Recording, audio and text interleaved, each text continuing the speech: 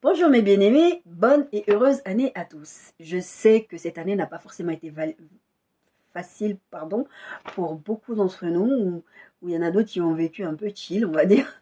Mais peu importe, bonne et heureuse année à tous.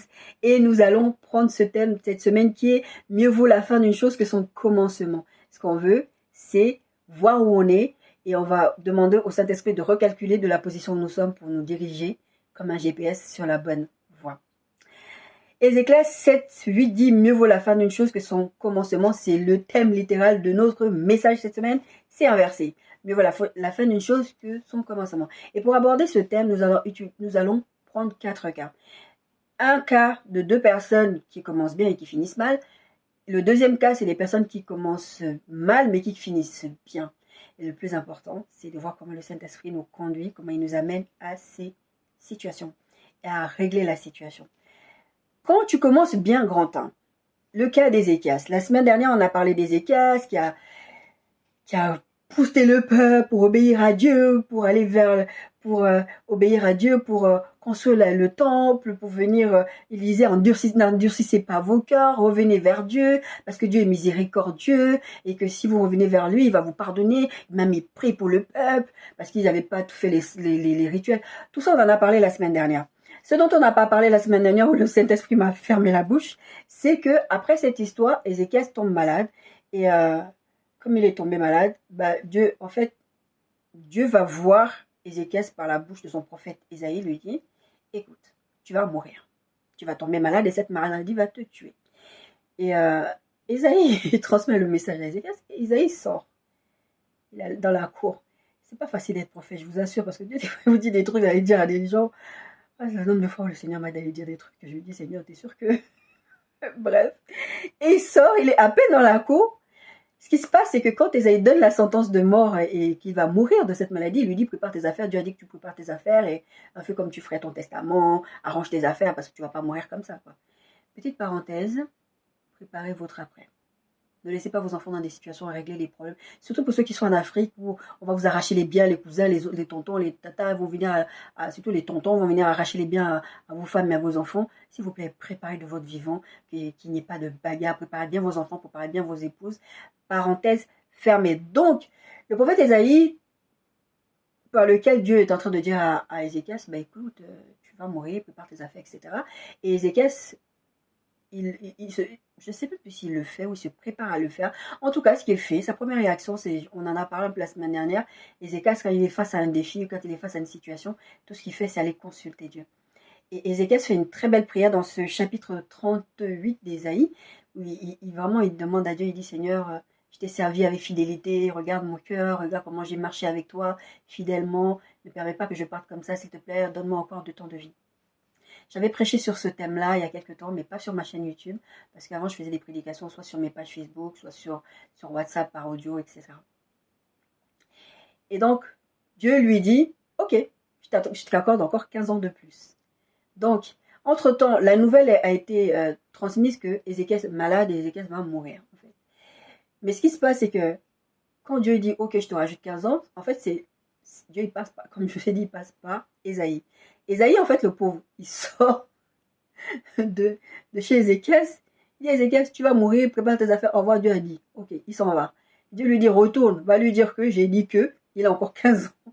C'est pas facile d'être prophète, je vous assure, c'est vraiment pas facile. Vous savez, le nombre de fois où le Seigneur m'a dit d'aller dire quelque chose et que j'étais pas d'accord, je disais, non, Seigneur, je peux pas lui dire ça.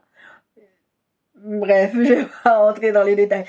Bref, en tout cas, c'est un peu, aujourd'hui, on dirait, c'est un faux prophète. Pourquoi il dit une chose et son contraire? Dieu, il peut changer d'avis.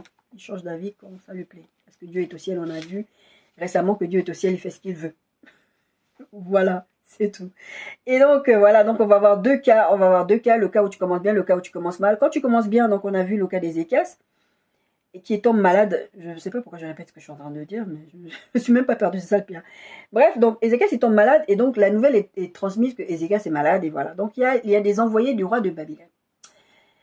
Si vous lisez l'Ancien Testament, vous verrez que Babylone, c'est pas un pays, c'est pas un empire avec lequel il faut parler. C'est pas les gens, Dieu n'aime pas ces gens-là.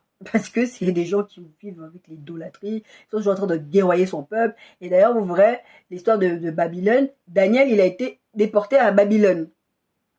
En tout cas, Babylone, il n'est pas en bonne entente avec Dieu. Donc déjà, ces gens-là viennent, soi-disant, pour prendre des nouvelles d'Ézéchias. À mon avis, ils avaient une idée derrière la tête. Tu sais, quand tu te dis, un tel président va mourir, on sait qu'il va mourir, il faut déjà préparer la succession, qu'est-ce qu'on va faire? On va l'espionner pour voir ce qui se passe. Je pense que c'était plutôt ça. Et ils sont venus, et Ésaïe, et vous verrez cette histoire dans Ésaïe 39. Ésaïe 39, donc les envoyés du roi de Babylone, ils viennent voir Ézéchias, oh, on voit si tu es malade et tout. Et finalement, ils apprennent que Ézéchias est rétabli. Et en fait, Ézéchias était tellement content d'être guéri. Il se met à faire visiter son palais, tous les biens qu'il a eu. Parce que, rappelez-vous, si vous vous souvenez ce qu'on a dit la dernière fois, c'est que le peuple était revenu vers Dieu. Mais ce que je n'ai pas partagé avec vous, parce que c'était pas pertinent pour le thème, c'est simplement que les gens ont donné de l'argent, de l'or, ils ont venu vraiment, ils ont tout mis dans la maison de l'Éternel et tout ça, ils ont mis à disposition du roi Ézéchias et tout, ils ont mis vraiment pour la royauté et aussi pour le peuple, pour distribuer, etc. Donc ces gens-là, quand ils viennent, Ézéchias, dans toute sa joie d'être guéri, il leur montre tout. Il leur montre tout, il fait visiter le palais, vous avez vu ça, regardez, j'ai ça. Okay. Je vous ai déjà dit, Dieu déteste les orgueils. Donc il leur montre, il est tout content. Enfin, il y a une partie de la joie, mais il y a beaucoup d'orgueil là-dedans. Et Ésaïe, tout simplement, le Seigneur fait comprendre à Ésaïe, ben vas-y, il se passe un mauvais truc là-bas. Ésaïe va, il dit, qu'est-ce que tu as fait? C'est qui ces gens d'abord, pour commencer? Ésaïe, vous verrez tout ça dans Ésaïe. Tout Ésaïe 39, il n'y a pas verset 1, c'est verset 1 à 8. Ésaïe 39 à 8 versets. Et donc, il montre tout ce qui est... Ésaïe lui dit, mais tu as montré tout? Tout. Il dit, oui, j'ai tout montré, je leur ai rien dit. Ésaïe 39, verset 3, il dit, ils sont venus vers moi d'un pays éloigné de Babylone. Ésaïe 4, Ésaïe 39, 4, parce qu'après, juste après le nom d'Ésaïe. Ésaïe dit encore, quand tu es vu dans ta maison, Ézéchias répondait, ils ont vu tout ce qui est dans ma maison. Il n'y a rien de mes trésors que je n'aurais fait voir.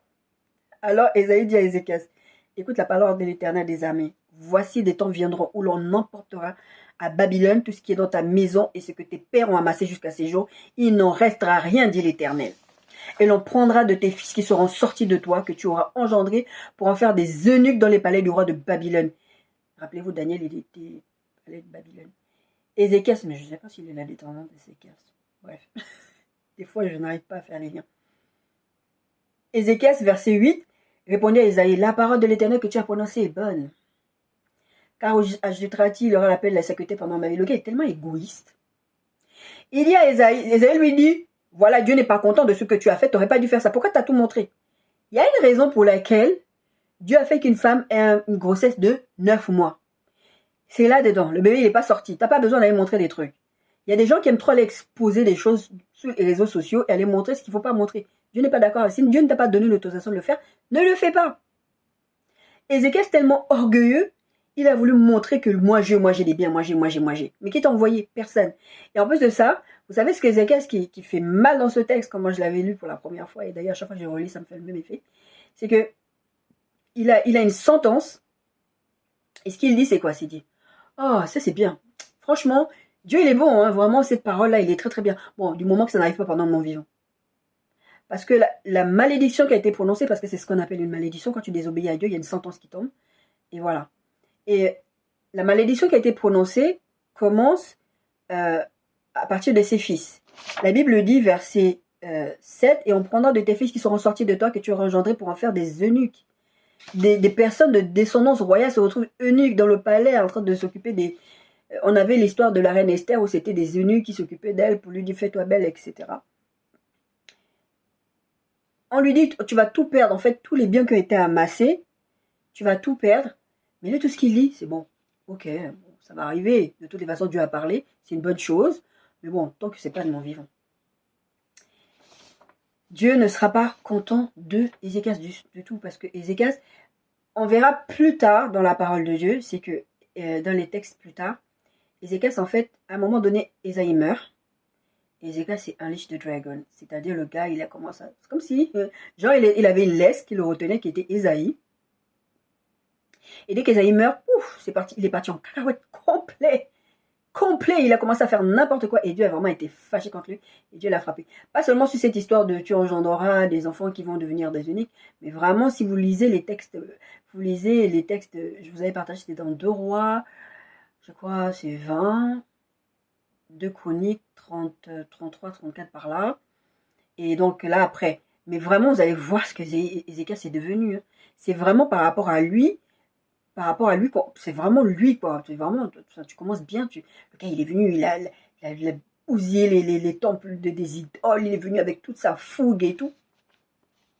Et vraiment, cette histoire me fait penser avec Ésaïe, c'est comme si, c'est un peu comme, vous avez des gens, des fois, quand ils vont à l'église, ils veulent se faire bien voir du pasteur. Et tant que le pasteur les regarde, ils ont une certaine attitude. Bon, des fois, il y en a, la plupart de ces gens-là, d'ailleurs, sont très, très hypocrites parce qu'ils donnent une image devant le pasteur et en fait, en vrai, ils ne sont pas du tout ce qu'ils essaient de présenter. Mais, ne faites jamais rien pour faire plaisir à un être humain. Je ne sais pas qu'est-ce qui était dans le cœur d'Ézéchias, mais tout ce que je sais, c'est que la Bible, si vous lisez vraiment la Bible, vous verrez que Ézéchias, dès qu'Ésaïe meurt, c'est fichu. Pardon. Il y a vraiment, c'est comme si, là, il n'y avait plus de limite, il faisait n'importe quoi. Cas numéro 2, on va prendre le cas de Salomon. Alors, Salomon, on en a parlé de Salomon, le fils du roi David. Ce mec, il a accès à la royauté très très jeune et il a des paroles prophétiques sur sa vie et son père veut construire le temple à l'Éternel, le fameux temple qu'ils ont détruit et que Ézéchias il a rebâti, etc. Et Dieu dit à son père, non, tu ne le bâtiras pas parce que c'est pas toi que je veux que tu m'as d'abord, je t'ai rien demandé. Et puis d'ailleurs, bon, comme tu as eu une idée de me bâtir un temple, bah, c'est ton fils Salomon qui le fera. Salomon qui va demander à Dieu la sagesse et Dieu lui donne la sagesse. Et tu vois la reine de Séba qui vient, des gens qui viennent de partout. La fameuse histoire où il y a eu 2 femmes qui ont eu un enfant, etc. C'est Salomon. Salomon, il est en train de montrer, je suis trop sage, je suis trop sage, je suis trop sage, je suis trop sage. Salomon était tellement sage qu'il montrait qu'il était sage. Il avait oublié que la sagesse là, c'est une nuit pendant qu'il dormait que Dieu lui a dit, tu veux quoi? Il dit à Dieu, moi je suis jeune, je vais être en... Et puis c'était une bonne idée, hein, parce que vraiment le truc de dire, bah je vais quand même, conduire ton peuple, en fait, je vais guider ton peuple, c'est ton peuple à toi, Dieu. Donc il faut que tu me donnes la sagesse pour que je puisse guider ton peuple. Franchement, l'idée, elle était super. À la fin, cette sagesse est devenue maintenant un moyen de... Il a pris le melon, comme monsieur Ézéchias. Il a pris le melon, ce cher Salomon. Et la Bible dit, et là on va le voir dans 1 Roi 11, 1, 14. Je vous ai dit la dernière fois, Salomon il aimait les femmes. Mais Salomon son problème c'était pas que les femmes. Salomon il était imbu de lui-même aussi à la fin. Parce que bah, t'imagines, les gens viennent de la terre entière venir, oh il est trop sage. T'imagines si on te dit aujourd'hui tu prêches trop bien, tu es trop bien, tu es trop. À un moment donné, tu vas même plus dire que c'est Dieu. Dieu n'a pas compris sa gloire. Je dis ça, je dis rien. 1 Roi 11, 1, 14. Le roi Salomon aima beaucoup les femmes étrangères, outre la fille de Pharaon, je vous ai dit ça la dernière fois. Des Moabites, des Ammonites, des Édonites. Retenez bien des Édomites, des Sidoniennes, des Essiennes. C'est toutes les femmes qu'il n'avait pas le droit de regarder. Les femmes étrangères, comme la Bible appelle. Parce qu'ils adorent d'autres dieux que le Dieu vivant. Toutes ces femmes-là, il n'avait pas le droit de les regarder. Monsieur, il est le roi, il a des femmes dans sa propre patrie, mais il est parti regarder ces femmes-là. Verset 2, appartenant aux nations dont l'Éternel avait dit aux enfants d'Israël, vous n'irez point chez elles. Et elles ne viendront point chez vous. Non seulement vous n'allez pas chez elles, mais elles ne viennent pas chez vous. Parce que la Bible dit, les mauvaises compagnies corrompent les bonnes mœurs. Même si tu es bien, tu vas te mélanger avec quelqu'un, il ne faut pas que tu te mélanges, mais la personne va t'entraîner vers le péché. C'est tout. Elles tourneraient certainement vos cœurs du côté de leur Dieu. Ce fut à ces nations que s'attacha Salomon, entraîné par l'amour. Ce fut à ces nations, là où Dieu lui a interdit, c'est là-bas qu'il est parti, au nom de l'amour. Verset 3, il eut 700 princesses pour femmes et 300 concubines, et ces femmes détournèrent son cœur. Donc elle aimait les tchiza, elle aimait les femmes, elle aimait tout. À l'époque de la vieillesse de Salomon, ces femmes inclinèrent son cœur vers d'autres dieux. Là, la Bible précise bien c'est à l'époque de sa vieillesse. Ça veut dire que même avant, il avait déjà commencé, mais ce n'était pas encore grave. Et son cœur ne fut point tout entier à l'Éternel, sans Dieu, comme l'avait été le cœur de David son père. Salomon alla après Astarté, divinité des Sidoniens, et après Milcom, l'abomination des Ammonites. La Bible dit l'abomination des Ammonites. Et Salomon fit ce qui est mal aux yeux de l'Éternel, et il ne suivit point pleinement l'Éternel comme David son père. Alors Salomon bâtit sur la montagne, qui est en face de Jérusalem. Je vous en avais parlé la dernière fois en fait. Lui, il a bâti le temple de l'Éternel et en face, il a bâti le temple de ses femmes païennes là et tout ça. Un lieu pour... pardon, verset 7. Alors Salomon bâtit sur la montagne qui est en face de Jérusalem un haut lieu pour Kémosh, l'abomination de Moab, et pour Moloch, l'abomination des fils d'Ammon. Et il fit ainsi pour toutes ces femmes étrangères qui offraient des parfums et des sacrifices à leur Dieu. Il a conçu des églises pour toutes ces femmes. Genre, il a conçu des temples à des dieux païens pour toutes ces femmes. L'Éternel fut irrité contre Salomon parce qu'il avait détourné son cœur de l'Éternel, le Dieu d'Israël, et qui lui était apparu 2 fois. Lui avait à cet égard défendu d'aller après d'autres dieux, mais Salomon n'observa point les ordres de l'Éternel. C'est vrai que Dieu prend même encore la peine de venir lui dire ne fais pas ça, et il le fait quand même. Il a décidé. Et l'Éternel dit à Salomon, puisque tu agis de la sorte et que tu n'as point observé mon alliance et mes lois que je t'avais prescrites, je déchirerai le royaume de dessus de toi et je donnerai à ton serviteur. C'est-à-dire que la royauté se transmettait de père en fils. Maintenant, là, c'est même plus toi.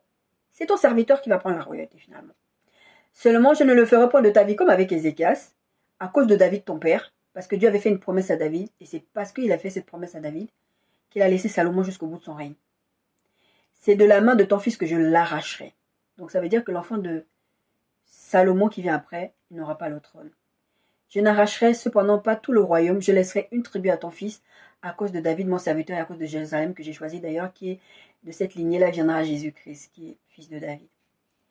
Mais nous ne sommes pas là, nous sommes là pour dire que Salomon, Dieu s'est fâché. Et verset 14 qui est très triste, l'Éternel suscita un ennemi à Salomon, Hadad, l'Édomite, de la race royale d'Édom. Rappelez-vous, une de ces femmes, c'était une de chez Édom là-bas. On a ces 2 cas de quand tu commences mal. Quand tu commences mal, on a Ézéchias, quand tu commences bien plutôt. On a ce cas de Ézéchias et de Salomon, ils ont bien commencé. Salomon, il a construit le temple de l'Éternel comme Dieu lui avait dit. Il a demandé la sagesse à Dieu. Peut-être que toi, cette année, tu as bien commencé. Dieu t'a dit, donne ta dîme, ton offrande, fais ceci, fais cela. Tu as tout bien fait, tu n'as pas eu d'impudicité, tu n'as rien fait de mal. Pour toi, tu as l'impression que tu es tellement en haut, tu es tellement... Il y a un truc que Dieu vraiment déteste, c'est l'orgueil.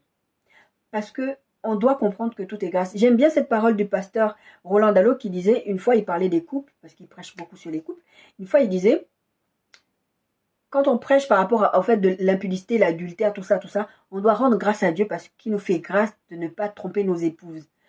Parce que tu ne peux pas juste penser que toi, de toi-même, tout ça, tu n'as pas trompé ton épouse. Parce que les autres, ceux qui commencent bien ont tendance à regarder les autres de haut en disant « Ah bah toi t'as avorté, toi t'as fait ci, toi t'as fait ça. » On reviendra pour la deuxième partie après. « Toi t'as fait ci, toi t'as fait ça, moi je suis meilleur que toi. » Jésus il disait « Ôte d'abord la poutre dans ton œil avant d'enlever la paille. » Ça veut dire que Jésus même lui-même il considère que ton problème à toi il est même encore pire que celui que tu es en train de regarder. Parce que ceux qui commencent bien ont tendance à penser que les autres sont moindres qu'eux. Et ils ont tendance à juger les autres, à dire que mais de toute façon, que tu commences bien ou que tu commences mal, ne juge pas, apprends à ne pas juger les gens. Jésus il disait, je ne suis point là pour vous juger. Le jugement, il viendra après, mais tant que tu es là sur la terre, là, Jésus n'est pas venu pour juger. Il est venu pour donner une espérance. Et donc, si peut-être tu as commencé mal l'année, peut-être que tu as pris des mauvaises décisions, que ce soit financière, peut-être que tu es tombée enceinte dans l'église ou pas dans l'église, ou que tu as vécu des choses. Moi, je sais que quand je suis tombée enceinte de ma fille, le fameux pasteur, il m'a dit, non, ça c'est encore une autre église, il a pris un verset de la Bible où il s'était dit que c'est quelque chose avec la prostitution, que genre j'étais une prostituée. J'ai tellement mal vécu.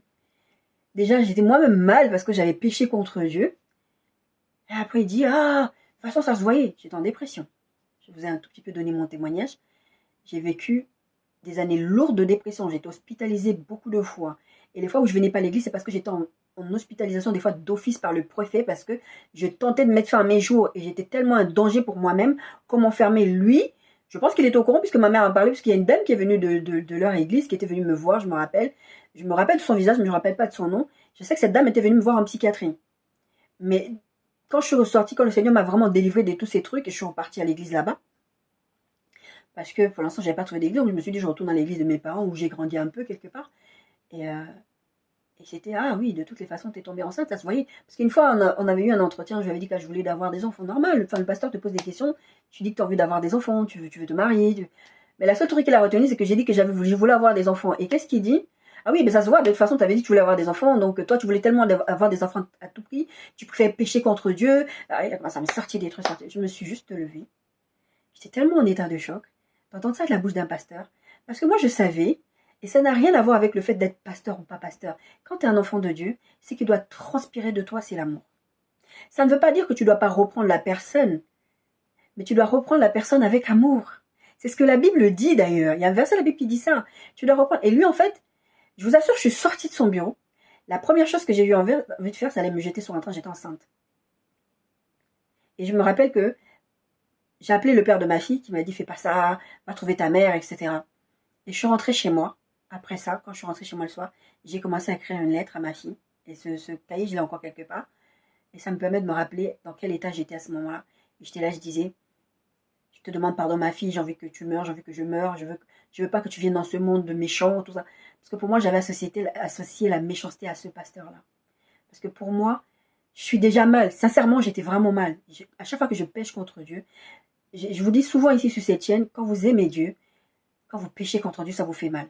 Celui qui pêche contre Dieu et que le fait de pécher contre Dieu ne le fait même plus de mal, il y a un problème. Il faut aller régler ça. Normalement, quand tu aimes Dieu, tu es un enfant de Dieu authentique.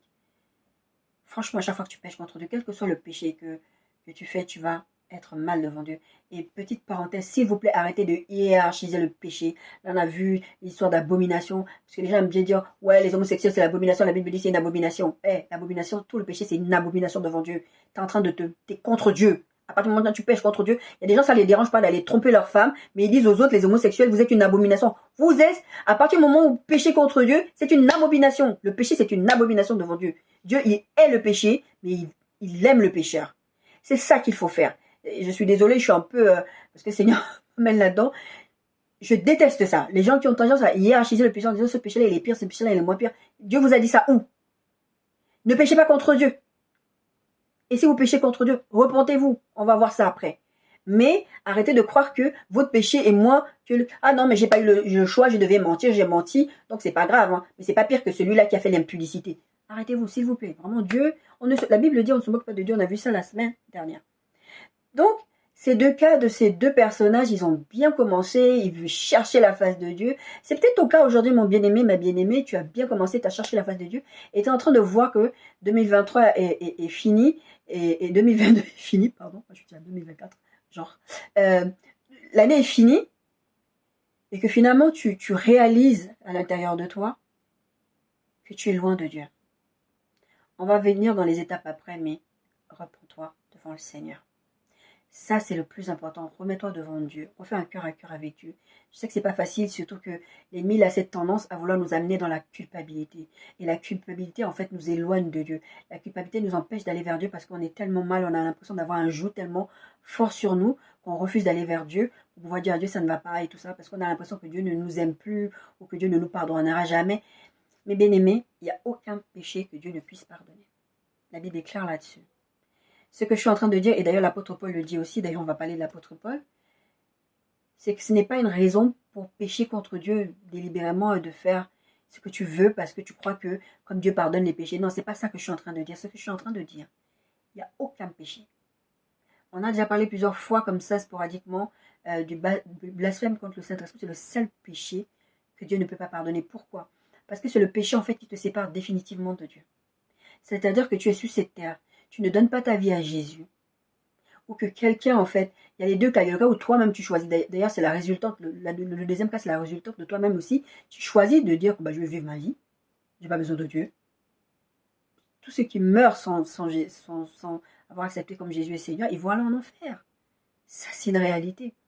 Et aussi il y a le deuxième cas où la Bible en parle, d'ailleurs Jésus il disait ça, c'est vraiment, vous êtes perdus, mais vous voulez aussi que les autres soient perdus comme vous. Donc en fait, vous allez faire en sorte que quelqu'un va mourir sans accepter le sacrifice de Jésus à la croix. Ça aussi, c'est le blasphème contre le Saint-Esprit. C'est-à-dire que la personne, de toute façon, va faire le choix de ne plus marcher avec Dieu, mais toi, tu l'y as poussé. C'est le blasphème contre le blasphème contre le Saint-Esprit, c'est simplement de refuser le sacrifice de la croix de Jésus. C'est le seul péché que Dieu ne peut pas pardonner parce que c'est même pas que j'allais dire le gars, parce que c'est un type de langage. C'est pas que Dieu ne... C'est juste qu'après, en fait, t'es mort. Il n'y a plus de possibilité de rédemption, en fait.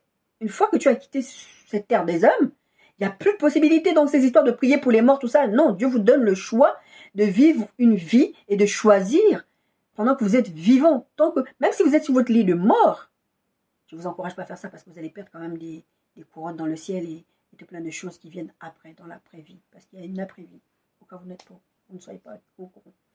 Toujours est-il que c'est le seul péché que Dieu ne peut pas pardonner. Donc, quel que soit ce que tu as fait, même si tu trouves que c'est sale, c'est tellement sale, mon bien-aimé, ma bien-aimée, sache qu'il n'y a rien que tu aies fait qui va empêcher Dieu de t'aimer. Parce que Dieu a anticipé dans son amour. Dieu a envoyé Jésus, on verra ça plus tard, Jean 3,16. Jésus est venu sur cette terre pour payer pour nous. Avant même que nous-mêmes, on puisse être conscients de ça, avant même que nous-mêmes, on puisse dire, moi j'accepte Jésus comme sauveur et Seigneur. Jésus, il a anticipé, il l'a fait avant une bonne fois pour toutes. Donc, quoi que tu fasses aujourd'hui, tu as toujours cette possibilité de rédemption et de revenir vers le cœur de Dieu. Donc, si tu as commencé très très bien cette année, repens-toi et tu te rends compte que tu t'es perdu entre temps. Donc, il y a ce premier cas-là. Le deuxième cas que nous allons voir, c'est quand tu commences mal. Et nous allons voir deux cas. C'est le cas, il y a tout plein de cas. Hein. Moi, je vous donne ces deux cas-là parce que c'est les cas qui me sont venus à cœur. Mais vous verrez qu'il y a tout plein de cas. Si vous allez dans les livres des rois ou même dans les livres de chroniques, vous verrez tout plein de... Et puis Dieu a dit que... la Bible dit... Et puis il a fait pire que son père. Et puis ceci, et puis ceci. Vous verrez dans les écrits de l'apôtre Paul où il dit « Ah, Damas m'a abandonné, Phrygie, je ne sais plus comment ils s'appellent, ils ont des noms chelous.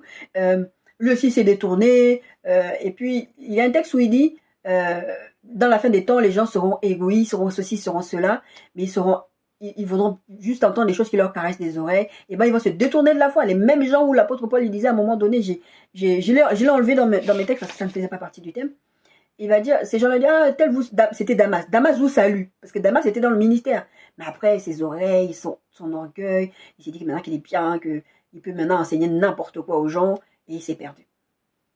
Maintenant, le cas de l'apôtre Paul. Le cas de l'apôtre Paul, je ne veux pas trop m'étendre là-dessus, tout simplement parce qu'on connaît l'apôtre Paul. Je vous en ai parlé beaucoup ces derniers temps. L'apôtre Paul, c'était quelqu'un qui était convaincu qu'il faisait ce que Dieu voulait.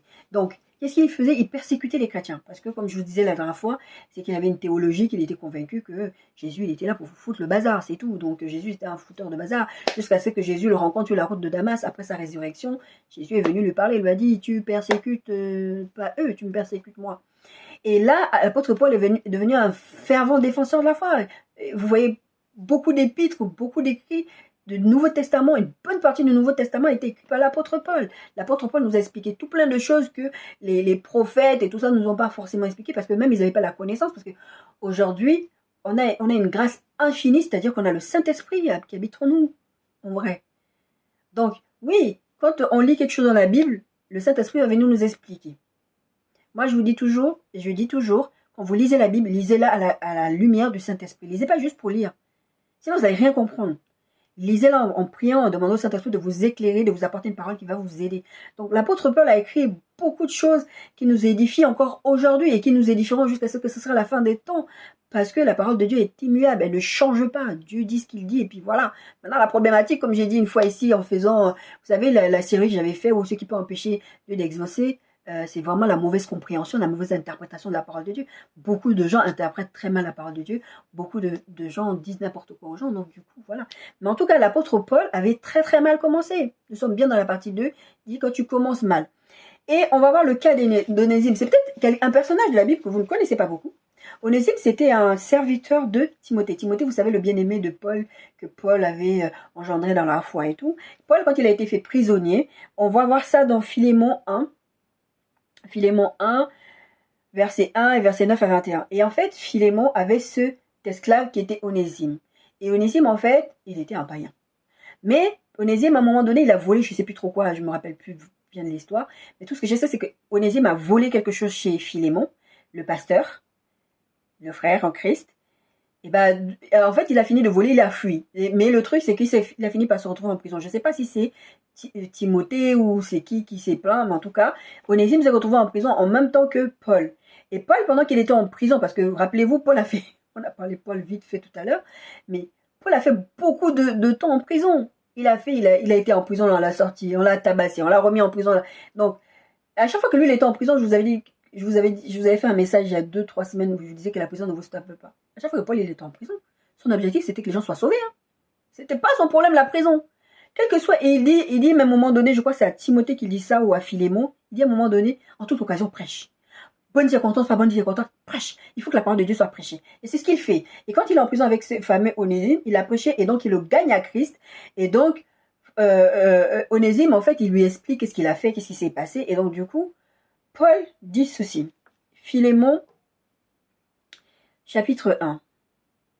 Verset 1. Paul, prisonnier de Jésus-Christ, et le frère Timothée à Philémon, notre bien-aimé. Et le frère Philémon. Bon, bref. Je crois que je me suis trompée dans les noms quelque part. Bah, vous aurez compris que Onésime, il était le serviteur, l'esclave de quelqu'un, il a volé chez quelqu'un et qu'il a été bien en prison. Bref. Paul, prisonnier de Jésus-Christ, et le frère Timothée à Philémon, notre bien-aimé et notre compagnon d'heure. Verset 9. C'est de la préférence au nom de la charité que je t'adresse une prière, étant ce que je suis, Paul, vieillard, et de plus maintenant, prisonnier de Jésus-Christ. Je te prie pour mon enfant que j'ai engendré dans les chaînes, Onésime, qui autrefois t'a été inutile, mais qui est maintenant est utile et à toi et à moi. Je te le renvoie, lui, mes propres entrailles. J'aurais désiré le retenir auprès de moi pour qu'il me servit à ta place pendant que je suis dans les chaînes pour l'évangile. Toutefois, je n'ai rien voulu faire sans ton avis afin que ton bienfait ne soit pas comme forcé, mais qu'il soit volontaire. Peut-être a-t-il été séparé de toi pour un temps afin que tu le recouvres pour l'éternité, non plus comme un esclave, mais comme un supérieur à un esclave, comme un frère bien-aimé, et moi particulièrement, et de toi, à plus forte raison, soit dans la chair, soit dans le Seigneur. Si donc tu me tiens pour ton ami, reçois-le comme moi-même. Et si tu as fait quelque tort, ou s'il te doit quelque chose, mets-le sur mon compte. Moi, Paul, je l'écris de ma propre main, je paierai pour ne pas te dire je paierai pour ne pas te dire que tu te dois toi-même à moi. Il a été sauvé parce que Paul lui avait prêché. Donc Paul lui dit, je t'envoie Onésime, je te le renvoie vers toi. Il va être utile, parce qu'avant il était inutile, en plus il était un voleur. Maintenant il est utile pour toi, il est utile pour l'œuvre, donc reprends-le. Comporte-toi avec lui comme si tu te comportais avec moi. Et ne le traite plus comme un esclave, mais comme un frère. Ça ne veut pas dire qu'il ne sera pas ton employé et qu'il ne te devra pas des comptes. Ça veut dire simplement que maintenant vous avez une relation qui est encore supérieure, vous êtes tous les deux à Christ. Verset 20, oui frère, que j'obtiens de toi cet avantage dans le Seigneur, tranquillise mon cœur en Christ, c'est en comptant sur ton obéissance que j'ai écrit, sachant que tu feras de même au-delà de ce que je dis. On a cet Onésime, on a ce Paul qui était inutile pour le royaume de Dieu. Je me rappelle, il y a quelques années, il y avait quelqu'un qui avait prêché, je crois que c'était dans l'église de Philadelphie à Paris, j'avais assisté à ce prêche, où il disait, des fois vous avez des stylos, vous voyez, vous prenez un stylo, le stylo il sert à rien, il est inutile, un stylo qui n'a plus d'encre, où vous pouvez écrire, frotter, vous jetez. Et moi je sais qu'à cette époque-là, ça m'avait touché parce que je sortais justement de la fameuse église où on m'avait persécuté et tout ça. Et c'est vrai que j'étais arrivée à un moment où je me sentais vraiment inutile, même le Seigneur me montrait des trucs, je disais, demande à quelqu'un d'autre, quoi, laisse-moi, c'est bon. J'ai voulu faire ta volonté, j'ai voulu travailler pour toi, enfin j'étais vraiment à un moment où c'était dur. Et je sais que cette prédication m'avait touchée parce que il y avait ce monsieur qui prenait les stylos Bic et qui en faisait des œuvres d'art. Et qui utilisait, bon, ok, ça peut peut-être plus écrire, mais ça peut servir à autre chose. Donc, oui, peut-être qu'aujourd'hui, tu es dans une situation où tu as désobéi à Dieu, tu as eu les conséquences de ça, tu es en train de vivre, et peut-être que tu vis dans la culpabilité, mais Dieu est en train de te dire, peut-être, avant là, tu étais inutile pour moi. Mais tant que tu es encore sur cette terre des âmes, j'ai encore besoin de toi pour l'œuvre. Dieu a encore envie de t'utiliser pour l'avancement de son royaume. Dieu a envie de changer tes circonstances. Dieu a envie de changer ta vie. Oui, tu as mal commencé, mais Dieu veut que tu finisses bien. Et là, on parle de traverser. Parce que là, ce que je vous prêche, c'est pas de dire, ah, bah, 2022 va se terminer, donc vous allez changer là. Non, 2022 est fini, c'est passé, c'est derrière nous.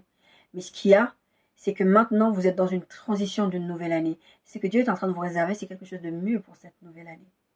C'est arrivé à un moment donné où tu te dis, j'étais un serviteur inutile, maintenant je suis utile pour l'œuvre de Dieu. Donc, c'est pas la peine de vivre dans cette espèce de culpabilité et de se dire, après c'est facile ce que je vous dis, mais je vous dis ça aussi non seulement parce que c'est la parole de Dieu qui le dit, mais aussi je vous le dis par expérience. La culpabilité ne va pas vous aider à faire la volonté de Dieu. La culpabilité va vous bloquer votre relation avec Dieu. La culpabilité va vous empêcher d'entrer dans les cœurs à cœur, dans le lieu secret avec Dieu. Vous n'allez pas pouvoir, même quand... Moi, j'ai une conscience permanente du Saint-Esprit. Donc, c'est pas genre, je vais dans ma chambre, je m'enferme, je parle au Saint-Esprit. Non, je parle tout le temps au Saint-Esprit. Des fois, je suis juste dehors, je regarde un truc, je dis, Saint-Esprit, qu'est-ce que t'en penses? Ou, des fois, j'ai des réponses, des fois, j'ai pas de réponse, ça arrive, mais en tout cas, j'ai la conscience que le Saint-Esprit habite en moi. Petite parenthèse, je sais que j'ai souvent prêché là-dessus en disant, quand vous commettez l'impudicité, c'est ce que je suis en train de dire, ce n'est pas pour vous accabler, il faut juste en avoir conscience. Parce qu'on est en train de parler de commencer bien et finir bien, et commencer mal et finir bien. On ne veut pas finir mal. On ne veut pas commencer bien et finir mal. Ça, on a vu les premiers cas, je vous ai donné les exemples, voilà. Mais c'est vraiment arrivé à un moment donné où, ok, j'ai mal agi devant Dieu, il s'est passé ce qui s'est passé, maintenant je veux que les choses se fassent selon la volonté de Dieu. Je ne veux pas continuer dans cette voie-là. Donc, par rapport à l'impudicité, en tant qu'enfant de Dieu, beaucoup d'entre nous, beaucoup d'entre vous, je vais dire vous parce que moi j'en ai conscience, ce n'est pas un jugement, c'est un constat. Sondez-vous vous-même et vous verrez. Beaucoup de chrétiens n'ont pas conscience du Saint-Esprit. Beaucoup de chrétiens pensent que, en fait, quand je commets par exemple un péché comme l'impudicité, je parle d'impudicité mais à tout. La Bible dit que nous sommes le temple du Saint-Esprit. Donc, tout ce que nous faisons contre notre corps, nous le faisons contre le Saint-Esprit aussi, puisque le Saint-Esprit habite en nous. C'est pas comme si le Saint-Esprit c'est une veste ou un manteau, que quand tu veux faire tes bêtises, tu enlèves ta veste et tu le poses là-bas. Moi, je sais que j'en parlais avec ma fille, parce que ma fille savait que j'avais des rapports avec son père, et je demandais pardon à ma fille, et j'ai demandé pardon à Dieu, mais à chaque fois je retombais dedans. Mais toujours est-il que, à lui, je lui ai dit, arrête de croire que quand j'ai des rapports avec toi, j'enlève le Saint-Esprit, tiens, je ne deviens pas chrétienne. Ou quand tu as une histoire avec quelqu'un, on ne parle même pas simplement d'impudicité, tu te bagarres avec quelqu'un, tu te mets à vouloir insulter la personne. C'est comme si, genre, pendant un instant, je vais te montrer qui je suis, je vais te montrer. À qui tu es en train de... Tu crois que tu es en train de qui tu crois que tu es en train de te moquer? Le Saint-Esprit n'est pas un manteau que tu enlèves, que tu poses là-bas. Vous savez, un peu comme... surtout les femmes, les Afro-américaines, elles ont ce truc. C'est genre... j'enlève mes boucles d'oreilles, j'enlève mes cheveux parce que je vais aller me battre. Le Saint-Esprit, quel que soit ce que tu expérimentes dans la vie, tu te dis pas, oh, je vais m'ambiancer à commettre l'impudicité. Et je vous dis ça, je suis passée par là. J'ai dû stopper cette relation à un moment donné, même si je sais qu'elle venait de Dieu. J'ai dû la stopper parce que j'étais en train de commettre l'impudicité, que c'est en train de me détruire. C'est pas parce que Dieu te donne quelque chose que tu dois le détruire. Si on a vu le cas de Salomon, on a vu le cas d'Ézéchias, c'est Dieu qui les avait positionnés là. Dieu leur avait donné la royauté, Dieu leur a donné la sagesse, Dieu leur a donné plein de trucs. Et maintenant, c'est pas parce que Dieu t'a donné quelque chose que tu dois utiliser le ce que Dieu t'a donné pour te détourner de Dieu. Le Saint-Esprit ne part pas parce qu'à un moment donné, tu décides de vivre ta vie. Et quand je m'avais en club, le Saint-Esprit, je le laisse à la porte du club. Et quand je vais à l'église, le Saint-Esprit, tiens, viens, Saint-Esprit, rentre à l'église. Non! On ne se moque pas de Dieu. Ce qu'un homme aura semé, il aura récolté, il le récoltera. Moi, j'ai payé le prix et je paye encore le prix de cette désobéissance vis-à-vis de Dieu. Maintenant, le Seigneur, c'est vrai, il m'a mis dans une étape où il me dit, sors de la culpabilité. Et c'est vrai que tous les jours, c'est un combat pour moi. Parce qu'un jour, je ne culpabilise pas. J'ai dit non, je refuse la culpabilité. Je parle clairement. Puis un autre jour, je suis dedans. Et ce que je suis en train de vous prêcher aujourd'hui, c'est de vous dire, sortez de ça. Mais aussi, ne jouez pas avec les choses de Dieu. Ça a des conséquences. Ne pensez pas que parce que le Saint-Esprit, des fois le Saint-Esprit, vous savez le nombre de fois où des fois j'ai vécu des choses où j'étais en train d'aller dans des directions, j'entends le Saint-Esprit me dire non, stop. Des fois c'est la petite voix douce et les gens qui te parlent doucement, mais des fois c'est un grondement. C'est vraiment un truc très très sec. Donc, quand Dieu parle, la Bible dit que Dieu parle d'une façon tantôt d'une autre. Et Dieu, il dit toujours les choses. Il parle à un moment donné, Dieu ne veut pas que tu te perdes, mon bien-aimé. Dieu ne veut pas que tu sois... Jésus a payé un prix beaucoup trop élevé pour que Dieu te voit en train de faire une bêtise et il te dit jamais rien. Dieu aurait pu les laisser continuer à faire des bêtises, mais Dieu leur avait dit, vous n'allez pas avec ces femmes-là. Il leur avait expliqué. Quand Moïse les a sortis d'Égypte, il leur a donné la loi, mais après Dieu les répétait, Dieu répétait. C'est pas grave, Dieu répète. Donc Dieu va venir toujours vous dire, fais attention, tu es en train de prendre la mauvaise direction. Moi, dans cette situation avec ce conjoint-là, le Seigneur me parlait. Arrête ça, ne fais pas ça, ne va pas ça. Mais j'étais tellement rentrée dans le truc que je n'arrivais plus à sortir de là.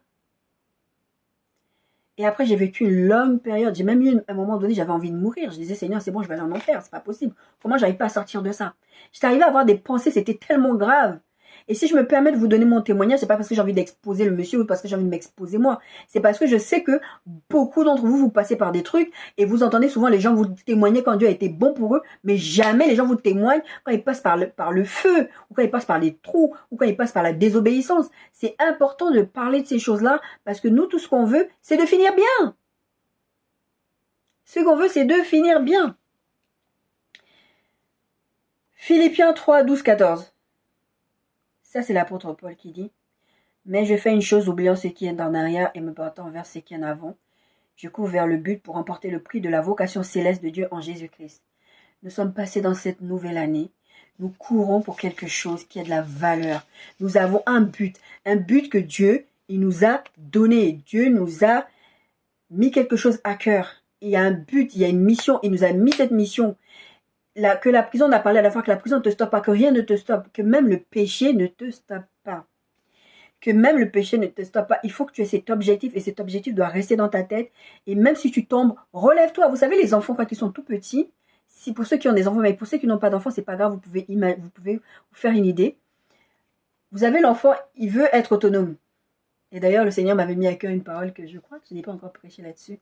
C'est sur l'indépendance, c'était sur l'autonomie ou l'indépendance spirituelle ou quelque chose comme ça. C'est un peu comme, et il y avait vraiment cette image de l'enfant en fait, quand il est tout petit. Un enfant, quand vous voyez qui m'enfonce vraiment, quand il commence à marcher, il se sent fort. Et le gars, il marche, il tombe, il marche, il tombe, il marche, il tombe. C'est pas grave, il se relève, il marche. Mais il se croit autonome. Mais après, vous allez le voir, il va se cogner, il va, maman, prends-moi la main. On a toujours besoin de notre Père Céleste.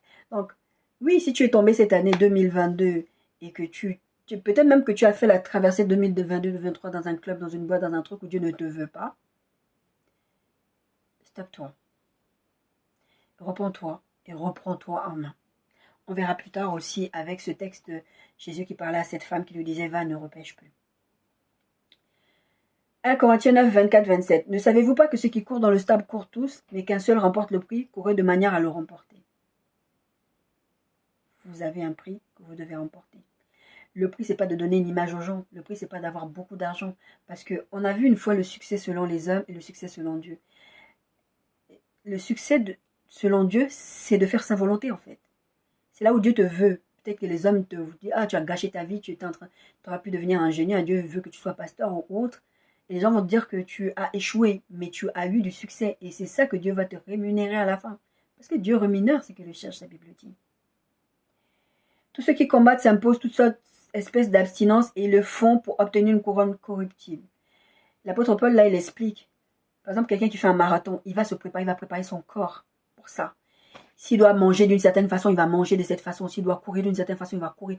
Il va tout faire parce qu'il sait que il doit aller faire une course, il doit gagner cette course. Nous, les enfants de Dieu, on a tendance à penser que tu as donné ta vie à Jésus, c'est la grâce. C'est la grâce, nous sommes sous l'ère de la grâce, tout va bien. Hein? Dieu nous aime. Amour, paix, amour, paix, amour. Combien de fois j'entends ça? Dieu est amour, Dieu est amour. Donc, non, Dieu, il connaît mon cœur. Changez, mes amis. Il dit, ceux qui courent, ils s'imposent toutes sortes de disciplines pour gagner quoi? Une couronne corruptible. Un truc qui va gagner une médaille de la terre. Mais nous le faisons pour une couronne incorruptible. Verset 27, 1 Corinthiens 9, 27. Mais je traite durement mon corps et je le tiens assujetti de peur d'être moi-même rejeté après avoir prêché aux autres. C'est une des choses qui me faisait le plus mal, c'était de dire, je prêche Seigneur, j'en peux plus, je peux pas continuer à être hypocrite devant toi, de prêcher ce que tu me demandes de prêcher et de continuer à avoir des rapports sexuels avec cette personne, c'est pas possible. Et c'est cette période-là où j'avais envie même de mourir parce que je n'en pouvais plus. Parce que j'ai conscience de ma vocation. J'ai conscience que je cours vers un but. Mon succès, c'est de faire ce que Dieu, c'est de ne pas rater la cible. C'est de faire ce que Dieu attend de moi et de ne pas aller à l'encontre de ce que Dieu me demande. Je vous lisais tout à l'heure par rapport à Salomon et c'est exactement ce qui s'est passé aussi avec Ézéchias. Dieu lui dit, la Bible dit, il a fait ce qui était mal aux yeux de Dieu. Le succès, l'échec, c'est de faire ce qui est mal aux yeux de Dieu. Ou même non seulement de faire ce qui est mal aux yeux de Dieu, c'est de ne même pas faire ce que Dieu te demande de faire. Ça veut dire que Dieu te demande d'aller faire quelque chose, tu décides de ne faire pas. Tu ne pêches pas, tu ne commets pas l'impudicité, mais tu dis que tu ne fais pas. Parce que non. Toutes les raisons que tu veux. Oh, parce que c'est trop grand pour moi. Oh, parce que c'est ci, parce que c'est là. Peu importe. Un coureur qui va aller dans le stade, il va s'imposer toutes sortes de disciplines. Nous devons nous imposer des disciplines. Et cette année, s'il faut que vous vous sépariez de gens, séparez-vous d'eux. Moi, je savais depuis longtemps que je devais me séparer de cette personne parce que je voyais que ça partait loin. Je ne le faisais pas parce que j'avais encore l'espoir. Je me disais, mais non, c'est Dieu qui est derrière, c'est Dieu qui est derrière. Donc si c'est Dieu qui est derrière, ça, je ne peux pas me séparer de lui. Dieu ne peut pas être d'accord que je pêche contre lui. Même si Dieu il est derrière, il a dit que c'était lui. Donc je me suis séparée de lui. Ça a été dur, ça a pris beaucoup de temps. Parce qu'une fois que j'étais rentrée dedans, je n'arrivais pas à sortir. Mais j'ai fini par le faire. Dieu va vous demander de vous séparer des gens. Dieu va vous demander de restituer de l'argent. Dieu va vous demander des choses. Mais faites, on verra plus tard quand on va faire la conclusion, mais faites tout ce qu'il faut. Assujettissez votre corps, de peur d'être vous-même rejeté. Moi, j'avais une peur panique à ce moment-là, c'est que si je continue comme ça, à un moment donné, imagine, je meurs maintenant, je vais aller en enfer. La Bible dit, les impudiques n'hériteront pas le royaume des cieux. C'est vrai. À un moment donné, soit on est chrétien, on est conscient de ce que Dieu dit, soit on fait ce qu'on veut en disant, ouais, Dieu est grâce. Non. À un moment donné, si Dieu t'interdit un truc, on parlait d'Ézéchias et de Salomon, Dieu lui interdit spécifiquement de ne pas aller avec des femmes étrangères, il y est allé, ça l'a complètement changé et transformé. Et il a fait ce qui était mal aux yeux de Dieu. Dieu sait pourquoi il va vous te demander de te séparer de telle ou de telle autre personne. Et maintenant, on va passer à cette partie de ce message, même si je l'ai fait tout au long du message. Vous savez que je le fais quand même tout au long du message, mais je vais quand même le faire là. C'est une partie que j'ai appelée encouragement. Et je vais vous lire toute une succession de textes pour vous encourager. Il y a beaucoup plus de textes que ça. Si vous lisez les promesses de la Bible, si vous lisez votre Bible, vous savez qu'il y a beaucoup de choses qui vont vous encourager. Mais moi, j'en ai tiré qui sont liées à ce thème que j'aborde avec vous, qui est... Je me suis perdue. Mieux vaut la fin d'une chose que son commencement, pardon. J'ai eu un bug dans ma tête d'un coup. Philippiens 2,12. Ainsi, mes bien-aimés, comme vous avez toujours obéi, travaillez à votre salut avec crainte et tremblement. Beaucoup de gens, de chrétiens, pensent qu'une fois qu'ils ont fait la prière du salut, ils sont sauvés, maintenant ils peuvent vivre leur vie. Et il y a des pasteurs qui prêchent ça. Tu peux pécher contre Dieu. C'est pas grave. Je viens vous dire que la Bible dit, les ivrognes, les impudiques, les infidèles, tout ça, n'hériteront pas. C'est la Bible qui dit, c'est pas moi. Donc on ne vous trompe pas. Il y a un verset, je crois que c'est Galates, je sais plus combien, où l'apôtre Paul il dit, mais qui vous a ensorcelé? On vous a donné quelque chose, on vous a donné une parole, et maintenant vous commencez à transformer cette parole en faisant n'importe quoi. Mais qui vous a ensorcelé en fait? Tellement que c'est illogique. Quelqu'un va venir te prêcher, oh la Bible est grâce, Dieu est grâce, tu peux commettre l'impudicité, c'est pas grave, Dieu t'aime quand même. Qui vous a ensorcelé? Moi-même là, même si je suis en train de pécher contre Dieu, je sais. Je mens à qui? Je mens à moi-même ou je mens à Dieu? Je ne peux pas mentir à Dieu, je sais, la Bible dit. Travaillez avec votre salut et pensez que, une fois je suis sauvé, always save. Ça veut dire que je peux faire tout ce que je veux, je suis sauvé. C'est faux. On ne se moque pas de Dieu. C'est faux. Si tu es en train de faire ce que Dieu t'interdit de faire, tu peux mourir là et tu n'es pas sauvé. Je vous assure. Romains 5, 19, 21. Ouais, mais je vais plutôt vous lire que le verset 20. Et ça, c'est un péché. C'est un verset qui a attaché la vie de ma fille. Parce que le Saint-Esprit me répétait ce verset à chaque fois. Quand j'étais enceinte de ma fille et que j'étais mal dans ma peau, et j'étais vraiment mal, j'ai vécu une grossesse, une belle grossesse physiquement, le Seigneur m'a préservée. Mais spirituellement, il y avait des choses qui n'allaient pas parce que je vivais vraiment dans la culpabilité. Je ne voulais pas. En fait, je pense que moi-même, j'arrivais pas à me pardonner. Et d'ailleurs, s'il y a quelque chose que je puisse vous dire, les bien-aimés, c'est qu'une fois que vous avez demandé à pardonner à Dieu, que vous avez demandé pardon à Dieu, pardonnez-vous à vous-même. Parce que je vous assure, beaucoup de choses que vous vivez, la culpabilité, c'est parce que vous ne vous pardonnez pas à vous-même. Moi, j'ai eu du mal à me pardonner. Et encore aujourd'hui, je fais ce travail avec le Saint-Esprit, de me pardonner parce que je me dis, mais je savais. Je suis restée 12 ans abstinente.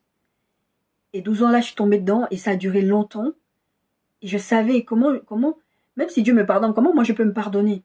J'avais du mal, j'avais pas accepté que j'avais fait quelque chose qui était mal devant Dieu en fait. Et qu'en plus, c'est pas comme si je savais pas. Non seulement je le savais, mais en plus Dieu m'en parlait encore. En plus, on me disait tu vas faire ça, ne le fais pas.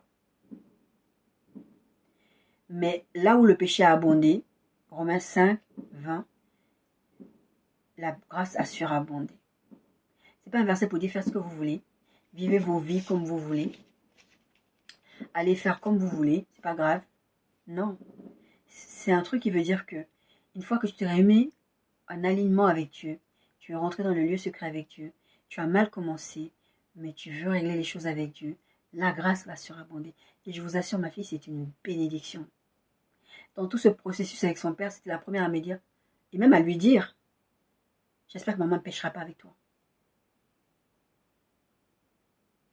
C'est une bénédiction, cet enfant. Elle a un manteau sur sa vie, je vous assure. C'est une bénédiction. Des fois, quand je traverse un truc, elle va venir me dire, maman, tu sais que Dieu est là, tu sais que Dieu t'aime, tu sais que... Elle va toujours venir m'encourager. Là où tu as péché, Dieu va utiliser, même les fois où je suis tombée. Aujourd'hui, je vous témoigne ça. C'est une grâce de Dieu. La grâce a surabondé. J'ai péché contre Dieu. Maintenant, aujourd'hui, je peux vous dire de ne pas tomber dans les mêmes travers que moi. Ça ne veut pas dire que vous aussi tombez dans les mêmes travers, comme ça vous allez témoigner. Non, c'est pas ça. Évitez-vous les problèmes, parce que je vous assure, c'est pas facile. Ça crée plus de problèmes qu'autre chose. Luc 9, 23, 25. Si quelqu'un peut venir après moi, c'est Jésus qui dit ça. Si quelqu'un veut venir après moi, qu'il renonce à lui-même, qu'il se charge à chaque jour de sa croix et qu'il me suive. Car celui qui voudra sauver sa vie la perdra, mais celui qui la perdra à cause de moi la sauvera.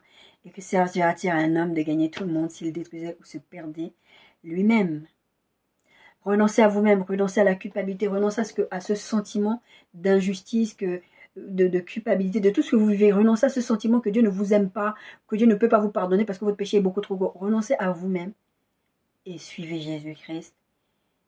Et ne vous attachez pas à vouloir vivre dans le mensonge qui veut, dans ce mensonge qui veut que Dieu est grâce, Dieu est bonté, mais Dieu est juste aussi, et Dieu est saint aussi. Ésaïe 43, j'adore, c'est un des versets de la Bible vraiment que j'aime beaucoup. C'est vraiment un verset qui est assez, il est assez connu et d'ailleurs il est très très édifiant. Pour cette nouvelle année, ne pensez plus aux événements passés et ne considérez plus ce qui est ancien. Je sais que c'est pas facile à faire, c'est facile à dire, mais c'est pas facile à faire. Ne pensez plus aux événements passés et ne considérez plus ce qui est ancien. Ésaïe 43, 18. Verset 19. Voici, je vais faire une chose nouvelle, sur le point d'arriver, ne la connaîtrez-vous pas?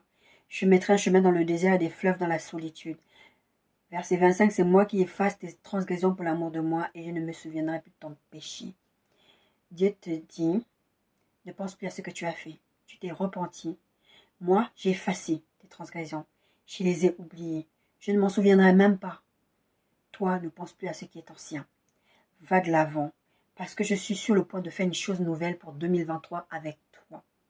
2 Corinthiens 13, 5. Examinez-vous vous-même pour savoir si vous êtes dans la foi. Éprouvez-vous vous-même. C'est important de s'examiner, de ne pas vivre dans un mensonge, de se dire que Dieu est bon, Dieu est amour, Dieu est grâce, donc je fais ce que je veux. Et c'est pas grave, c'est grave. Mais c'est important de s'examiner. Psaume 139, verset 23-24 dit, sonde-moi, ô Dieu, et connais mon cœur. Éprouve-moi et connais mes pensées. Regarde si je suis sur une mauvaise voie et conduis-moi sur la voie de l'éternité. C'est important déjà de se sonder. La plupart du temps, quand vous faites les choses contre Dieu, quand vous vivez mal, vous vivez une vie désordonnée, vous savez que vous êtes en train de mal faire. Mais il y a des péchés qui sont, on va dire, subtils. C'est pas pour autant que ce ne sont pas des péchés. Demandez à Dieu de vous révéler ces choses qui sont en vous. Parce qu'il y a des péchés, c'est pas que le péché sexuel, la colère, la convoitise, la jalousie, tout ça, ça peut vous détruire. Ça va détruire votre relation avec Dieu. Le manque de pardon, c'est un péché. On en a déjà plusieurs fois parlé. Demandez à Dieu de révéler ce qui ne va pas. Parce que des fois, vous avez des blocages dans vos vies, vous avez des choses qui ne vont pas, vous ne savez pas que c'est lié par exemple au manque de pardon. Ou que c'est lié à des choses que peut-être vous n'avez pas conscience. Donc demandez à Dieu vraiment d'aller regarder ce truc-là à l'intérieur de vous, de vous sonder et de vous les révéler. Pour que vous puissiez travailler, comme on a vu tout à l'heure, travailler à votre salut avec crainte et tremblement, ça fait partie de ça. Vraiment, Seigneur, je veux vraiment pas vivre, faire ma vie comme je veux. Montre-moi ce qui ne va pas. Michée 7, 18, tout ça, c'est des versets pour vous encourager que je vous donne. Il ne garde pas sa colère à toujours car il prend plaisir à la miséricorde. On sait que Dieu est miséricordieux. Il aura encore compassion de toi. Je dis toi, c'est écrit nous, mais j'ai dit toi. Il mettra sous tes pieds, il mettra sous ses pieds tes iniquités. Tu jetteras au fond de la mer tous leurs péchés. Michée 7, 18, 19. Dieu ne garde pas toujours sa colère. Repends-toi devant le Seigneur. Proverbe 4, 23. Et là, c'est la partie importante. Garde ton cœur plus que tout, parce que c'est de lui provient les sources de la vie. Ton cœur est la base. Si tu convoites, je vous parle de convoitise, de jalousie, d'impudicité, tout ça. Jésus parlait d'adultère, il disait ça commence déjà dans vos pensées. Gardez votre cœur.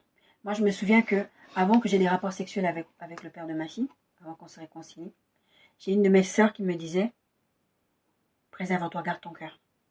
Je ne comprenais pas ce qu'elle voulait dire. Et d'ailleurs, je ne l'avais pas saisi. Je me disais, mais comment tu fais pour garder ton cœur, puisque le Seigneur te dit c'est la personne et que tu es en train de prendre cette direction, mais en fait, il aurait fallu que je mette des limites. Et plusieurs fois après, le Seigneur est venu m'expliquer, voilà les limites que je veux que tu mettes et voilà les limites que je voulais que tu mettes. Mettez des limites, gardez votre cœur. Comme j'ai dit, s'il faut que vous sépariez des gens, il y a des conversations que vous ne devez pas avoir. Des conversations impudiques, des conversations, des blagues que vous faites. Moi, je vous assure, j'avais fait, à l'époque, avant que je donne ma vie au Seigneur, je faisais des blagues graveleuses. Le Seigneur m'a changé. Il y a des choses que vous devez sortir de votre vie si vous voulez vraiment sortir de l'état dans lequel vous êtes. Jésus l'a dit, et ça c'est un avertissement, mais ça devrait nous encourager à vraiment travailler avec crainte et tremblement à notre salut. Jésus l'a dit, c'est pas tous ceux qui me disent Seigneur, Seigneur qui entreront dans tous le royaume de Dieu. Parce qu'on parlait des gens qui croient qu'ils sont chrétiens, ils pensent qu'ils sont... Jésus l'a dit, Matthieu 7, 21, ceux qui me disent Seigneur, Seigneur, n'entreront pas tous dans le royaume des cieux, mais c'est ceux-là qui font la volonté de mon Père. C'est celui-là seul qui fait la volonté de mon Père qui est dans les cieux. Plusieurs me diront ce jour-là, Seigneur, Seigneur, n'avons-nous pas prophétisé par ton nom, n'avons-nous pas chassé des démons par ton nom, et n'avons-nous pas fait beaucoup de miracles par ton nom? Il y a des gens qui vont dire à Jésus, on a exercé des dons spirituels. Et Jésus ne dit même pas, mais je ne vous connais pas. Il dit, je ne vous ai jamais connu. C'est pas parce que tu es dans l'église, que tu es comme un Ézéchias, ou que tu es comme un Salomon, tu as conçu le temple de Dieu, tu as fait. Comme on a dit, tu commences bien. Que Jésus, un jour, à la fin, il va te dire, je te connais. Il va dire, non, je ne vous ai point connu. Et l'avertissement, il est là. Mais l'encouragement, il est aussi là. C'est pourquoi, verset 27, Matthieu 7, quiconque entend ces paroles que je dis et les met en pratique sera semblable à un homme prudent qui a bâti sa maison sur le roc. La pluie est tombée, les torrents sont venus, les vents ont soufflé et se sont jetés contre cette maison. Elle n'est point tombée parce qu'elle est restée fondée sur le roc. Mais quiconque entend ces paroles que je dis et ne les met pas en pratique sera semblable à une maison, un homme insensé qui a bâti sa maison sur le sable. La pluie est tombée, les torrents sont venus, les vents ont soufflé et ont battu cette maison. Elle est tombée et sa ruine a été grande. On ne veut pas avoir une ruine grande, on veut bâtir notre relation sur Jésus-Christ qui est le roc. La Bible dit que c'est Jésus-Christ le roc. Parce que si tu bats sur ta propre intelligence, si tu bats sur ta propre religion et tu n'es pas fondé sur Jésus-Christ, ta ruine sera grande. Ta ruine sera grande. Alors, maintenant qu'on a vu toutes ces choses, que faire? Que faire face à ça? Bon, Nadia, ok, tu m'as dit toutes ces choses-là. Qu'est-ce que je dois faire maintenant? Qu'est-ce que je dois faire? La Bible dit, la première chose à faire, c'est de s'humilier devant Dieu. La Bible dit, 1 Pierre 5, humiliez-vous donc sous la puissante main de Dieu afin qu'il vous élève au temps convenable. Et déchargez-vous sur lui de tous vos soucis car lui-même prend soin de vous. Allez vers le Seigneur, allez vers Jésus, déchargez-vous et humiliez-vous. Mettez-vous. C'est Dieu qui doit vous dire où vous devez aller. C'est pas vous qui devez vous gonfler d'orgueil comme Ézéchias et comme Salomon, dire que moi je suis sage, moi j'ai ça, moi j'ai ça, moi j'ai ça. Parce que Dieu, il va te reprendre, il va te corriger. Vous savez, Dieu avait envoyé une menace aux Ninivites. Il leur avait dit, je vais vous détruire, je vais faire ci, je vais faire ça, je vais faire ça. Il a envoyé, c'est Jonas, oui, c'est Jonas. Il a envoyé Jonas aller les prévenir. Jonas, comme il avait déjà un contentieux avec les Ninivites, il ne voulait pas aller leur dire. Parce qu'il voulait que Dieu les détruise. Mais Dieu a vu qu'ils se sont humiliés devant lui. Il leur a pardonné. Alors qu'il avait dit, c'est bon, je vous détruis. Donc, peut-être que Dieu a donné une sentence, peut-être que Dieu t'a personnellement dit que c'est tant que tu es vivant, tu as cette possibilité de corriger les choses. Donc, première chose, que faire? S'humilier devant Dieu. Et Dieu va te relever au temps convenable. C'est pas parce qu'on t'a exposé, parce que tu as commis un péché que c'est la fin de tout. Tu as honte peut-être au fond de toi, mais tant que tu as honte et que tu penses à quoi à ta réputation, c'est que Dieu ne peut encore rien faire avec toi. Jésus ne peut rien faire avec toi. En fait, humilie-toi devant Dieu. Laisse Jésus venir te travailler. Même si on t'humilie, même si on se moque de toi, c'est pas grave. Prends ta punition, comme j'avais dit à ma fille une fois. J'ai dit, c'est pas grave, Julien, prends ta punition. C'est pas grave. Bon, là, c'était dans un autre cas, mais c'est vraiment ce truc de dire, c'est pas grave. Et 2 Chroniques 30, c'est l'histoire que je vous avais lue la dernière fois. Je ne vais pas vous le lire là parce que c'est un peu long. 2 Chroniques 39, 14 et 17, 20, c'était l'histoire où Ézéchias, justement, il disait que si vous revenez vers l'Éternel, ne vous inquiétez pas, Dieu, ils vont, et la Bible dit, s'humilièrent devant Dieu. Avant la construction, avant que Sennacherib vienne s'attaquer à eux, ils se levèrent, ils s'humilièrent devant Dieu. Et Dieu leur avait pardonné. Même s'ils n'avaient pas fait bien, même le rituel, Dieu leur avait pardonné. Et 2 Chroniques 7 dit ceci, verset 14. Si mon peuple, sur qui est invoqué mon nom, s'humilie, prie et cherche ma face, et s'il se détourne de ses mauvaises voies, je l'exaucerai des cieux, je lui pardonnerai son péché et je guérirai son pays. Jésus vient aujourd'hui te dit, si tu t'humilies devant Dieu, j'offrirai ton péché, j'effacerai ton péché et je te guérirai. Je guérirai cette culpabilité. Pardon, c'est les feux d'artifice. Je guérirai ton péché. Jésus est venu guérir les cœurs brisés, il est venu te guérir, il est venu te dire, je te ramasse de là où tu es, je vais te sortir de là où tu es. Et Jésus veut le faire et il va le faire. Mais humilie-toi sous la main puissante de Dieu d'abord. 1 Jean 1, 8 à 10. Si nous disons que nous n'avons pas péché, nous nous séduisons nous-mêmes. C'est un peu de ça dont on parlait tout à l'heure. Si on se dit que moi je suis meilleur que lui et l'autre là-bas, il fait un grand péché, nous nous séduisons nous-mêmes et la vérité n'est point en nous. Par contre, si nous confessons notre péché, il est fidèle et juste pour nous les pardonner et pour nous purifier de toute iniquité. Si nous disons que nous n'avons pas péché, nous le faisons menteur et sa parole n'est point en nous. En gros, si vous dites que vous n'avez rien fait de mal, la parole de Dieu n'est pas en toi. Donc, repens-toi devant Dieu. La deuxième chose, après s'humilier, que faire? S'humilier devant Dieu. La deuxième chose, c'est détruire, se séparer. Je vous en ai parlé un peu tout à l'heure. C'est détruire et se séparer de ceux qui t'éloignent de Dieu. Tout ce qui va t'empêcher. La première chose que Ézéchias il avait fait, c'était de détruire les hauts lieux. Vraiment, virer tout ce qui n'allait pas. Virez tout ce qui ne va pas, tout ce qui vous éloigne de Dieu, tout ce qui vous empêche d'avoir une communion avec Dieu, avec le Saint-Esprit, avec Jésus-Christ. Séparez-vous. Si c'est des personnes, même si c'est des gens de votre entourage proche, demandez à Dieu la sagesse de vous dire comment vous allez vous conduire avec les gens, mais séparez-vous de ceux qu'il faut vous séparer. Tous ceux qui vous éloignent de Dieu, séparez-vous-en. Éloignez-vous des conversations qui vont vous amener à tomber et pécher contre Dieu. Vous pouvez mettre tout ce que vous voulez dedans. Je ne vais pas trop m'étendre parce que cette vidéo, elle dure déjà depuis un moment, alors je voulais la faire beaucoup plus courte que ça. La troisième chose, la première chose, c'est s'humilier devant Dieu, c'est détruire et se séparer de ceux qui t'éloignent de Dieu. Troisième chose, c'est va et ne pêche plus. Ça, c'est une phrase qui est tirée de Jean 3, non, de Jean 8, 11. Elle répondit, non Seigneur, et Jésus lui dit, je ne te condamne pas non plus, va et ne pêche plus. C'était cette femme à Biothée où tous les gens s'étaient réunis autour d'elle, ils voulaient la lapider. Et ils ont posé une question à Jésus, et Jésus a dit, que celui qui n'a jamais péché lui jette la première pierre. Et puis Jésus, il était là, il dessinait par terre. À un moment donné, il lève la tête, il dit, mais ils sont où les gens qui voulaient te lapider? Ils sont partis. Et Jésus lui dit, ok, moi non plus, je ne te condamne pas. Parce qu'ils ont compris qu'ils ne pouvaient pas le condamner, parce que leur conscience les condamnait. Jésus, il n'avait pas un problème de conscience qui le condamnait. Jésus, il pardonne les péchés. Donc il dit à cette femme, va, mais ne pêche plus. On a lu ce verset tout à l'heure qui disait, si nous disons que nous ne péchons pas, nous nous séduisons nous-mêmes. Mais Jésus, ce qu'il nous recommande tous les jours, c'est de ne pas pécher. Fais-toi tes efforts et demande au Saint-Esprit de t'aider dans ce sens. 2 Timothée 4, 2 à 4 et verset 10. Et c'est un peu ce que je vous ai dit. Je vous ai utilisé ce verset tout à l'heure. Prêche la parole, insiste à toute occasion, favorable ou non, reprend, censure, exhorte avec toute douceur et en instruisant, car il viendra un temps où les hommes ne supporteront pas la saine doctrine, mais ayant la démangeaison d'entendre des choses agréables, ils se donneront une foule de docteurs selon leurs propres désirs et détourneront l'oreille de la vérité et se tourneront vers les fables. Que ce ne soit pas ton partage, mon bien-aimé. On est dans cette époque que la Bible a prédit, que c'est en train d'arriver, que beaucoup d'hommes de Dieu, beaucoup de serviteurs de Dieu nous racontent des choses, nous racontent des fables parce que ça fait plaisir à leur chair. Qu'il n'en soit pas de même pour nous. Jean 3, 16. Vous savez déjà où je vais en venir. Jean 3, 16, 21. Car Dieu a tant aimé le monde qu'il a donné son Fils unique afin que quiconque croit en lui ne périsse point, mais qu'il ait la vie éternelle. Dieu en effet n'a pas envoyé son Fils dans le monde pour qu'il juge le monde, mais pour que le monde soit sauvé par lui.